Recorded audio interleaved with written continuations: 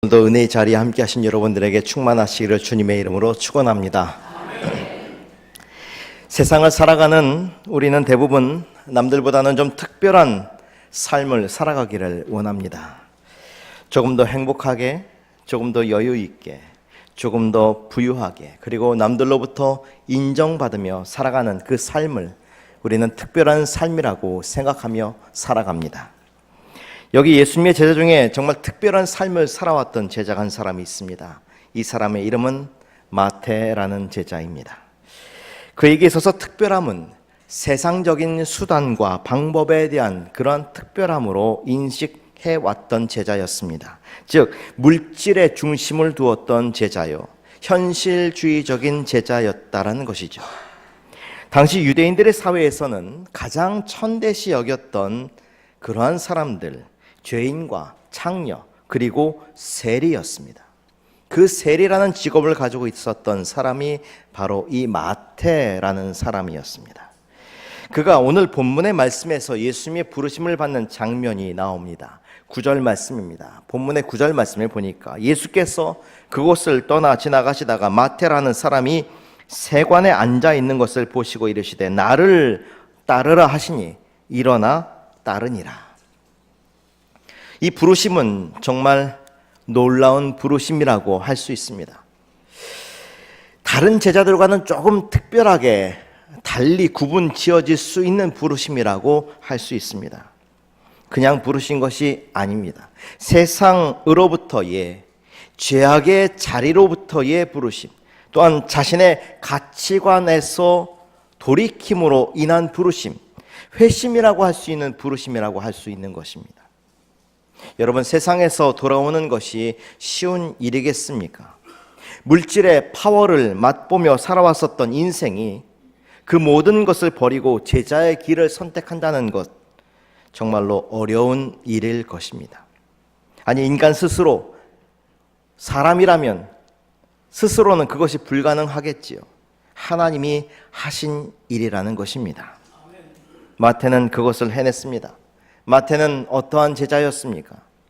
오늘도 제자 마태를 세 가지 대지로 함께 조명하면서 말씀을 나누도록 하겠습니다. 그래서 첫 번째로 바로 마태는 세상으로부터 돌아온 회심의 제자였다라는 사실입니다. 자, 이 마태라는 이름, 영어로는 매튜라고 부르지요. 이 마태라는 이름의 뜻은 하나님의 선물이다라는 그런 뜻이 담겨져 있는 이름입니다. 근데 이 이름도 예수님께서 지어주신 이름입니다. 원래 자신의 이름이 있었습니다. 베드로라는 이름도 예수님께서 지어주셨죠. 마찬가지입니다. 이 마태도 사실은 원래 이름이 있었고 이 이름을, 마태라는 이름을 예수님께서 지어주셨습니다. 마태복음을 쓴 이 마태는 자신의 이름을, 마태복음엔 자신의 이름을 마태라고 분명하게 적습니다. 그러나 마가복음이나 누가복음에 가보면 그의 이름이 분명히 드러나 있습니다. 마가복음 2장 14절에 보면 또 지나가시다가 알페오의 아들 레위가 세관에 앉아 있는 것을 보시고 그에게 이르시되 나를 따르라 하시니 일어나 따르니라. 자, 여기에 이름이 분명히 나와 있죠. 마태의 본명은 레위라는 이름이었습니다. 마태는 이 레위 지파의 후손이었고 제사장을 맡았던 그 레위 지파의 후손이었고 본인 이름도 레위였습니다. 게다가 유대의 보수적인 지역으로 유명했던 가버나움 출신이었습니다. 이 가버나움은 예수님께서 많은 이적을 보여주셨는데도 불구하고 유대인들이 그냥 꿈쩍도 하지 않았던 그런 지역이었습니다. 게다가 예수님의 많은 제자들이 나오지 않은 지역이기도 합니다. 그만큼 보수적인 지역이라는 거죠. 그런데 이 마태가 집안도 제사장 집안이고 지역도 보수적인 가버나움 출신인데도 불구하고 그가 세리가 된 겁니다. 보수적인 유대 사회에서 죄인과 창녀와 같이 천대받았던 불효인 세리가 될 만큼 그의 가치관은 분명히 물질 중심적인 가치관을 가지고 있었다라는 것이죠. 그러면 이 마태의 가족에 대해서도 함께 한번 살펴볼까요? 마가복음에 보니까 그의 아버지의 이름이 나왔습니다. 알페오라고 나왔습니다. 알페오, 어디서 많이 보던 이름이죠. 세베대의 아들 야고보와 요한이 있듯이 알페오의 아들도 있습니다. 바로 이 마태와 야고보입니다. 작은 야고보라 불리는 그 야고보, 다음 시간 우리 함께할 그 야고보도 바로 이 마태의 형제라는 거죠. 이 알페오라는 사람, 또 그의 어머니는 어떤 사람이냐면 예수님의 수종을 들면서 향유를 가지고 예수님의 무덤까지 갔던 마리아라는 여인이 바로 이 마태의 어머니였습니다. 이 집안을 보니까 가정 분위기가 어떻습니까? 신앙적으로도 훌륭하고 보수적인 유대인 가정이라는 거죠. 이렇게 좋은 가정에서 세리가 나왔다라는 거예요. 여러분 어떻게 생각하십니까? 아마도 아버지뿐만 아니라 온 집안 사람들의 근심이 되는 아들이 되지 않았을까? 아버지 된 심정으로 아들이 기대에 미치지 못하는 인생의 길로 나아가고 있다면 아버지는 어떻게 해야 될까요? 유대인으로 레위 지파에서 제사장이 되기 위해서는 상당한 교육을 받아왔을 것입니다. 어렸을 때부터 아마도 교육을 잘 받았던 사람이었을 겁니다. 가정에서는 정말 기대가 많았던 아들이었을 것입니다. 그렇게 훌륭하게 잘 가르쳤더니 모든 유대인들의 지탄을 받는 세리가 되었다라는 것이죠. 당시 세리는 마치 우리나라 일제시대의 매국노, 친일파와 같은 그러한 사람들입니다. 동족들에게 과중한 세금을 거두어서 민족의 삶을 도탄에 빠뜨리고 자신들은 부를 축적했던 사람들이 바로 이 세리였습니다. 부모 입장에서는 정말 기가 막힌 일이었을 것입니다. 그러나 마태는 자신의 길을 자기가 스스로 그렇게 선택을 합니다. 사실 세리가 되기 위해서는 또 웬만한 사람도 상당한 능력이 요구되어야지만 이 세리가 될 수 있었던 것은 사실입니다. 수학적인 능력도 있어야 될 것이고 그 당시에 교역을 하고 세금을 걷기 위해서는 또 로마의 그러한 앞잡이가 되어야 되니까 로마 언어도 또 헬라어도 여러 가지 언어들을 할 수 있는 그런 능력 있는 사람이어야만 했습니다. 게다가 이 마태는요, 세리 중에서도 세관 세례를 감당했던 사람이었습니다. 마태가 살았던 이 가버나움이라는 지역이 이 다메섹, 지금의 다마스커스로부터 이 예루살렘에 이른 그 길목에 위치하고 있었습니다. 그래서 통행세를 받는 그런 세리 역할들. 그러니까 생각해 보세요. 일반적으로 세금을 백성들에게 걷지요. 그리고 통행세를 걷는 세관 세리 역할을 하지요. 아마도 그 베드로, 안드레, 야고보, 요한 이들이 그 어부였잖아요. 어부들한테서도 세금을 받았거든요. 나중에 만났을 때 어땠을까 한번 생각을 한번 해봅니다. 그렇게 많은 돈을 가지고 있는 많은 부를 축적했던 그런 세리였다라는 것이죠. 그리고 당시의 세리들은요, 심지어는 폭력배들 그리고 창녀들과 연관이 되어 있었다고 합니다. 그래서 돈을 벌기 위한 폭력과 타락에 앞장섰던 사람들이 세리였다는 겁니다. 그러니 유대인들로부터 얼마나 최악의 대접을 받는 사람들이었을까? 알페오의 아들 레위 마태는 바로 이러한 세리가 됐다는 거예요. 여러분들이 만약에 이 마태의 아버지라고 생각한다면, 어머니라고 생각한다면 이 아들을 위해서 무슨 일을 할까요? 뭐라고 하겠습니까? 야단친다고 잘 듣던가요? 주워 팬다고 그들 잘 따라오던가요? 자녀들을 위해서 할 수 있는 것은 기도밖에 없습니다. 성경에 나와 있지는 않지만 저는 묵상하는 가운데에 깨달았던 것은 바로 아버지 알페오와 어머니 마리아가 얼마나 기도를 했을까? 이 아들이 돌아오기 위해서 얼마나 기도했을까? 여러분, 저는 분명히 이 자녀를 위해서 했던 그 부모의 기도가 하나님께 상달되었다고 믿습니다. 또한 자신이 잘못했던, 어렸을 때 그 자녀에게 잘못 보였던, 잘못 행동했던 그 모든 것들이 있다면 아마도 그들이 다시 한번 올바른 삶을 통해서 깨닫게 했을 것이라는 것이죠. 그렇게 아버지와 어머니는 기도의 응답을 받습니다. 우리의 기도를 응답하시는 하나님께서는 자녀를 위해서 기도할 때에 가장 적절한 시기에 가장 적절한 방법으로 우리에게 응답해 주신다는 사실을 믿으시길 바랍니다. 어떻게 응답되었습니까? 예수님께서 이 마태를 찾아오셨어요. 예수님께서 마태를 찾아오셨고 그를 부르셨습니다. 가장 보수적이고 가장 냉담한 지역이었던 이 가버나움 땅에서 다른 사람도 아닌 세리였던 이 마태를 예수님의 12 제자 가운데 한 사람으로 부르셨다라는 것입니다. 그냥 불쌍해서 부르신 것이 아닙니다. 변절자 세리의 숫자 중에서 하나를 줄이기 위해서 부르신 것이 아닙니다. 이 한 사람을 정말 긍휼히 여기신 것이죠. 이 한 사람, 그의 부모의 기도를 응답해 주신 것입니다. 그를 들어서 또한 아주 특별한 사역에 쓰임받게 하기 위해서 부르신 것입니다. 뒤에 나오지만 나중에 마태복음을 저술하는 복음 사역자로 쓰임받게 하셨습니다. 부모 알페와 마리아의 간절한 기도는 아들 마태의 마음의 변화를 가져올 수 있도록 역사해 주신 거예요. 그리고 그 마침표를 예수님께서 찍어주셨습니다. 나를 따르라. 그 한마디 말씀에 즉각 반응하고 즉각 주를 따릅니다. 나를 따르라 그랬더니 일어나 따르니라. 여러분, 어떻게 사람의 마음이 한순간에 변화될 수 있을까요? 어떻게 한 사람의 마음이 갑자기 변화를 일으킬 수 있을까요? 그것은 늘 그 아들을 위해서 기도했던 그 부모의 기도가 응답받았다라는 사실입니다. 그 기도를 통해 이 아들 마태의 마음이 움직이게 된 것이죠. 누가복음 5장 27절에서 28절의 말씀을 보면 마태의 결단이 구체적으로 어떻게 표현되는지 보여주고 있습니다. 27절 말씀에 그 후에 예수께서 나가사 레위라 하는 세리가 세관에 앉아있는 것을 보시고 나를 따르라 하시니 어떻게 해야 됩니까? 28절에 보니까 그가 모든 것을 버리고 일어나 따르니라.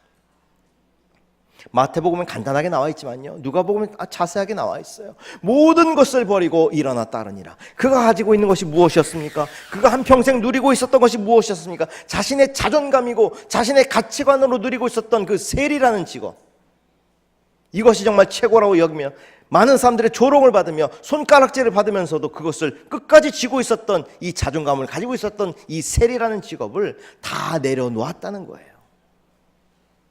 그가 주님을 따르기 위해서 모든 것을 버렸다라는 것입니다. 어떻게 물질 지향적인 사람이 명예와 권력을 추구하던 인생이 이제 모든 것을 버리고 주님을 따르기로 결단할 수 있었을까? 왜 그랬습니까? 그것은 바로 부모의 간절한 기도를 통해서 주님이 하신 일입니다.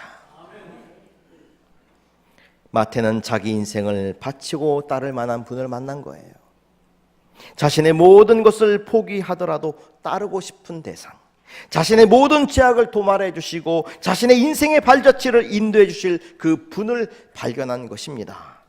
여러분, 분명한 것이 바로 여기 있다라는 사실입니다. 돈보다도 명예보다도 출세보다도 세상 어떤 것보다도 더 크고 놀라운 기쁨, 삶의 의미가 바로 여기 있다라는 사실입니다. 지금 이 순간 우리가 이 자리에 있는 것이 바로 이러한 이유인 줄로 믿습니다. 여러분들이 그러한 이유로 이 자리에 앉아 계신 것 아니겠습니까? 마태는 바로 그것을 발견한 거예요. 내가 서 있어야 할 자리를 발견한 것입니다. 내가 해야 될 일을 발견한 것입니다. 예수님을 통해서 발견한 것이죠. 그것은 바로 부모의 기도를 통해서 변화된 것입니다. 그는 이제 확실히 알았습니다. 재물에서 만족을 얻는 것이 인생을 아름답게 살아가는 것이 아니에요. 예수님께서 전하시는 하나님 나라 복음을 추구하는 사람으로 새롭게 변화되는 것이 진정 의미 있고 아름다운 삶을 살아가는 것이라는 것을 알게 된 것입니다. 이러한 축복을 여러분들의 자녀들과 아직도 세상에서 방황하고 있는 여러분들의 친척들과 함께 나누시는 여러분들이 되시기를 주님의 이름으로 간절히 축원합니다. 두 번째로 마태는 주님으로부터 거룩하게 성화되어가는 제자였습니다. 오늘 본문의 10절 말씀해 보니까 예수께서 마태의 집에서 앉아 음식을 잡수실 때에 많은 세리와 죄인들이 와서 예수와 그의 제자들과 함께 앉았더니 라고 했습니다. 지금 마태는 잔치를 베풀고 있어요. 얼마나 좋았던지 예수님의 제자가 된 사실이 너무나도 기뻐서 잔치를 베풀었습니다. 근데 그 자리에 누가 와 있습니까? 죄인과 창녀들 함께 와 있는 거예요. 그리고 바리새인들을 비판합니다. 자, 이 자리, 이 상황 어디서 많이 듣던 상황 아닙니까? 한 몇 달 전인가요? 3달 전인가요? 제 6월 달쯤에 비슷한 본문으로 설교를 한 적이 있었습니다. 기억나시나요? 그렇게 모른 척하고 계시면 곤란합니다. 3달밖에 안 됐는데 똑같은 본문인데 오늘 마태복음이고요. 그때는 똑같은 본문인데 누가복음, 마가복음인가 그랬어요. 똑같은 얘기예요. 근데 그때 제가 설교할 때 역시 세리 마태에 대한 설교였지만 포커스가 좀 달랐습니다. 이 레위 마태를 지금 조명하는 설교는 오늘이고, 그때는 이 세리와 함께 식사를 나누는 그 장면에 대한 설교를 했었죠. 그래서 예수님께서 세리와 죄인들과 식사하시면서 누워서 먹는다. 카타케이마이 기억나시나요? 네, 곤란합니다. 카타케이마이 하면서 시나나 케이마이 하면서 그렇게 예수님과 제자들이 함께 식사하는 그 자리에 대해서 우리도 주님과 같이 이런 죄인들의 자리에 함께 있는 것이 바로 그리스도인들의 살아가는 삶이 되어야 된다. 이런 설교를 제가 했던 기억이 납니다. 오늘은 그 다음 구절에서 우리가 함께 핵심을 찾아보려고 하는 거예요. 주님의 말씀을 보니까 그 다음 구절, 우리는 주님의 말씀의 중심 한번 잡아보니까 주님의 대답이 나오거든요. 야, 너희 예수님께서 왜 이렇게 하느냐라는 바리새인들의 질문에 예수님께서 대답하시는 장면이 나옵니다. 왜 그렇게 세리와 죄인들과 식사를 하는가에 대한 주님의 대답이 나오고 있어요. 오늘 그 말씀을 좀 중심으로 보겠습니다. 특별한 삶으로 우리가 살아가려고 하는데, 특별한 삶으로 살아가는 우리들이, 아니 실제로 세상 사람들이 바라볼 때 우리가 정말 특별한 삶이라고, 또 우리들을 추앙하면서 또 그런 삶이라고 하더라도 어찌됐건 어떤 삶을 살아간든지 간에 그 깊은 내면 속을 본다면 여러분, 그 누구도 병들지 않고 살아가는 사람이 극히 드물다라는 사실이에요. 10년 이상 신방을 좀 다녀봤는데 병들지 않은 사람이 없어요. 정말로 병들지 않은 분들이 없어요. 어떤 병이든지 다 있으시더라고요. 고통의 극에 처해 있는 정말 불치의 병을 갖고 있는 분들로부터 시작해서 각종 질병, 투병하는 사람들 포함해서 당뇨와 고혈압, 이런 고질적인 병들, 그거 아니라면 정신적인 질병들, 마음의 고통들, 사람으로부터 상처받았던 그러한 상한 감정의 고통들에 이르기까지 우리는 다 병들어 살아가더라고요. 그 누구도 병들지 않은 사람이 없다라는 거예요. 근데 오늘 주님께서는 이 마태를 바라보시면서 또한 그 주변에 있는 모든 사람들을 바라보시면서 말씀을 하세요. 너희 주님 왜 그렇게 하느냐? 아니, 모든 사람들 똑같이 그 어떤 누구도 심한 병에 들었던 간에 작은 병에 들었던 간에 마음의 상처를 갖고 있던 간에 그 누구도 병들지 않은 사람은 없다라는 거예요. 그 주님께서는 이렇게 말씀하십니다. 의사는 건강한 자에게 필요한 것이 아니라 병든 자들에게 필요하다.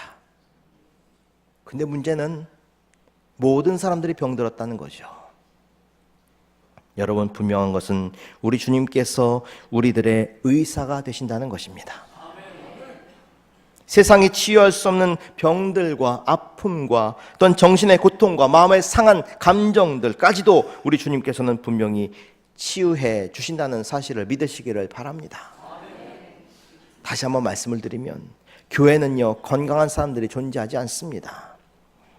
영적으로, 정신적으로, 또한 때로는 육체적으로도 건강해지기 위해서, 또는 더욱 거룩하고 완전에 이르는 길을 찾기 위해서, 또 나아가 진정한 그리스도인이 되고자 하는 사람들의 모임이 바로 이 교회라는 것입니다. 우리는 거룩한 성화의 길로 나아가고자 이 자리에 있는 것이죠. 죄인이 아니었다면 여러분들 부르지 않으셨을 거예요.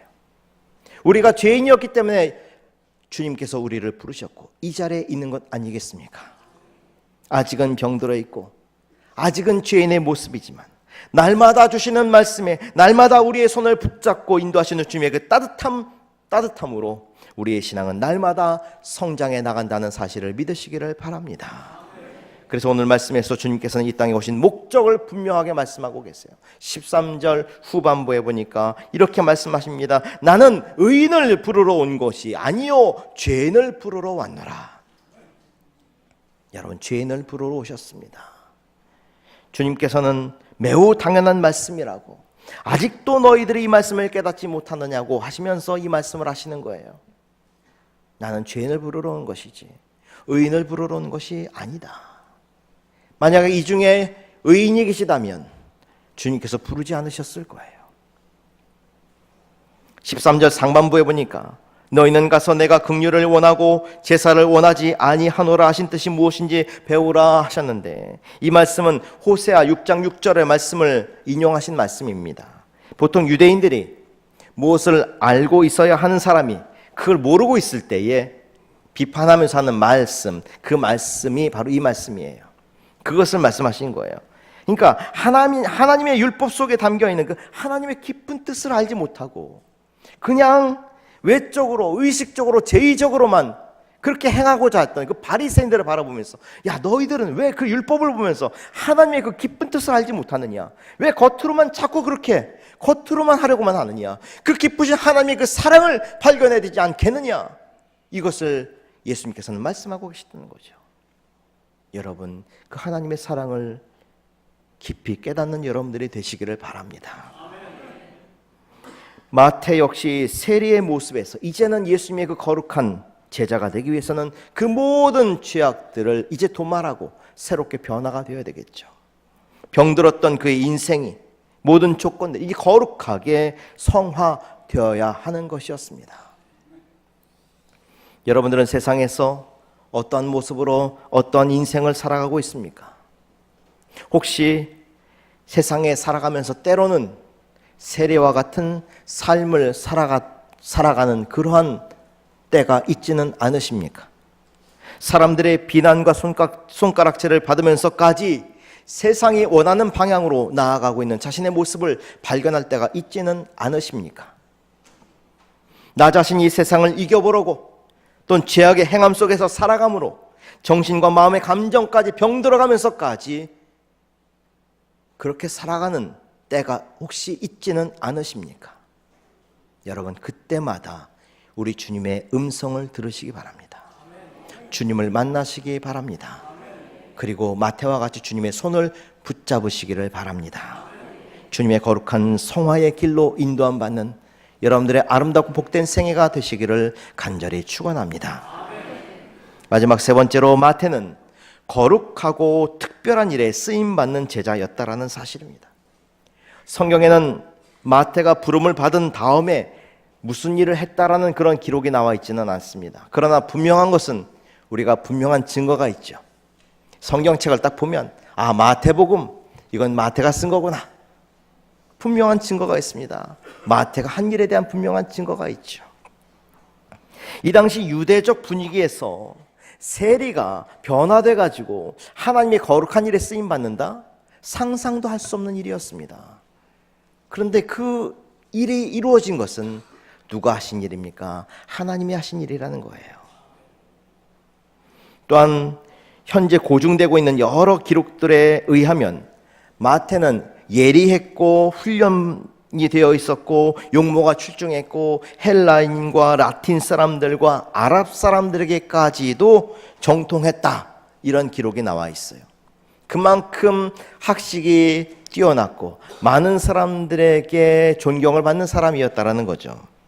왜 예수님께서 그가 신약의 첫 번째 말씀을 기록할 수 있도록 그렇게 변화시켜 주셨을까? 마태를 통해서 누구에게 이 복음의 말씀이 전달되도록 하셨을까라는 것입니다. 여러분, 마태복음, 마가복음, 누가복음, 요한복음, 이 사복음서가요 비슷한 것 같죠. 다 예수님 말씀이고 비슷한 것 같죠. 그러나 다 목적이 약간씩 달라요. 마가복음은 누구를 위해서 증거된 말씀, 누가복음은 누구를 위해 증거된 말씀, 이렇게 다 달라요. 마가복음 로마 사람들을 위해서, 누가복음은 헬라 사람들을 위해서, 뭐 이런 식으로 다 다릅니다. 그럼 마태복음은 누구냐? 누구를 위해서 증거된 말씀이냐면 유대인들을 위한 말씀이었어요. 유대인들을 위한 말씀. 그 유대인들을 위한 말씀 누가 쓴 겁니까? 마태가 쓴 거예요. 마태가 어디 출신입니까? 유대인 출신이, 게다가 레위 족속입니다. 어렸을 때부터 유대 족속에서 그렇게 훈련을 받아왔던 사람이었습니다. 그러니 유대 사람들에 대해서 너무나도 잘 아는 거죠. 마태복음의 핵심이 무엇입니까? 메시아를 증거하는 겁니다. 구약으로부터 유대 사람들은 계속 메시아를 기다려왔어요. 메시아를 기다려왔는데 그 메시아가 바로 예수 그리스도다. 이것을 증거하는 말씀이 바로 마태복음입니다. 그 마태복음이 바로 이 마태가 유대인들을 향해서 복음을 증거했다라는 것이죠. 아이러니한 것은 유대인들에게서 그렇게 나쁜 대접을 받았던 이 마태가 변화되어서 이제 유대인들을 향해서 복음을 증거하는 복음 증거자가 되었다라는 사실입니다. 인간적인 노력과 결심으로 될 수 없는 일입니다. 하나님이 하신 일입니다. 마태는 이후에 유대 지역에서 복음을 증거했고 동방으로 옮겼다가 에디오피아에까지 가서 복음을 전합니다. 에디오피아에서 애굽으로 건너가다가 그곳에서 핍박자들을 만나서 창에 찔려서 순교를 당하게 됩니다. 마태는 아버지의 기대와는 다르게 세상 부귀와 즐거움을 쫓아갔던 사람이었지만 그는 예수님을 만나고 따름으로 역사에 남을 위대한 복음 증거자가 되었다라는 것이죠. 여러분, 주님은 복음 증거를 위해서 자기의 소중한 것들을 포기할 수 있는 그런 믿음을 원하십니다. 그러한 믿음을 소유하시는 여러분들이 되시기를 간절히 바랍니다. 퍼블릭한 기독교 자료에 나오는 마태에 대한 교훈적 예화 가운데에 이런 좋은 예화가 하나 있어서 소개하고 마칠까 합니다. 조지 베브리 쉐어라는 사람이 있습니다. 조지 베브리 쉐어, G.B. 쉐어라는 사람인데 이 사람은 시카고 방송국 프로그램 편성자였습니다. 아주 목소리가 좀 굉장히 위대했던, 정말 좋았던 사람이었어요. 아나운서도 했던 사람이었습니다. 그는 어려서부터 예수를 잘 믿었었는데 인기가 높아지자 예수님을 버립니다. 방학이 굉장히 길었습니다. 그는 자신이 얻고자 했던 모든 것을 얻었지만 그러나 나중에 그의 마음이 공허해지기 시작합니다. 예수님을 버린 인생은 그 마음이 공허해질 수밖에 없겠지요. 그는 어느 날 시카고에서 젊은 전도자였던, 당시의 젊은 전도자였던 빌리 그레함의 그런 집회에 참석해서 은혜를 받습니다. 그리고 회개의 눈물을 흘리게 되고 주님 앞에서 일평생 주님의 일을 위해서 살아가겠다라고 다짐을 하게 됩니다. 집에 돌아와서 보니까 그동안에 눈에 잘 띄지 않았던 한 종이가, 악보가 보이는데 얼마 전 예수 믿는 어머니 친구가 작곡해 달라고 주었던 가사였습니다. 그는 기도하는 마음으로 곡을 붙이면서 작업을 하기 시작합니다. 그때 방송국에서 전화가 걸려와요. 다시 전속 계약을 하게 되면 당신이 원하는 금액의 2배를 주겠노라고 그렇게 제안이 들어옵니다. 그러나 그는 정중히 거절하면서 이렇게 말합니다. 미안하지만 오늘 밤 저는 제 목소리를 주님 앞에 드리기로 결정했습니다. 앞으로 제 목소리는 주님의 영광을 위해서만 사용되어질 것입니다. 그렇게 말을 마치고 다시 그 곡을 쓰기 시작하는데 아름다운 멜로디가 계속 떠오르기 시작합니다. 은혜 가운데 그 곡을 완성을 하게 되었습니다. 그리고 그 곡은 찬송가로 사람들의 입에 오르내리기 시작합니다. 그 곡의 가사는 이렇습니다. 주 예수보다 더 귀한 것은 없네. 이 세상 부귀와 바꿀 수 없네. 우리가 부르는 찬송가 94장이죠. 여러분, 주 예수보다 귀한 것은 없습니다. 세상에 그 얼마나 귀한 물질과 보화가 있다 할지라도 주 예수 그리스도와 비교할 수는 없습니다. 여러분, 진정으로 특별한 사람이 되기를 원하십니까? 주님이 원하시는 특별한 사람, 특별한 제자는 내가 행복하고 내가 부유하고 내가 남들로부터 인정받는 그런 사람이 아니라 내가 희생하고 내가 헌신하고 내가 먼저 연약한 길을 걸어감으로 인해서 나를 통해서 다른 이들이 회복되어지고 다른 사람들이 행복해지고 다른 사람들이 부유해지고 내가 다른 사람들을 먼저 인정해 주는 것이 바로 주님이 원하시는 특별한 사람이라는 것입니다. 이 길을 걸어가시기를 바랍니다. 오늘도 주님께서는 이 특별한 삶으로 여러분들을 초대하셨습니다. 여러분, 진정한 희생은 우리에게 진정한 기쁨과 축복으로 다가오게 되어 있습니다.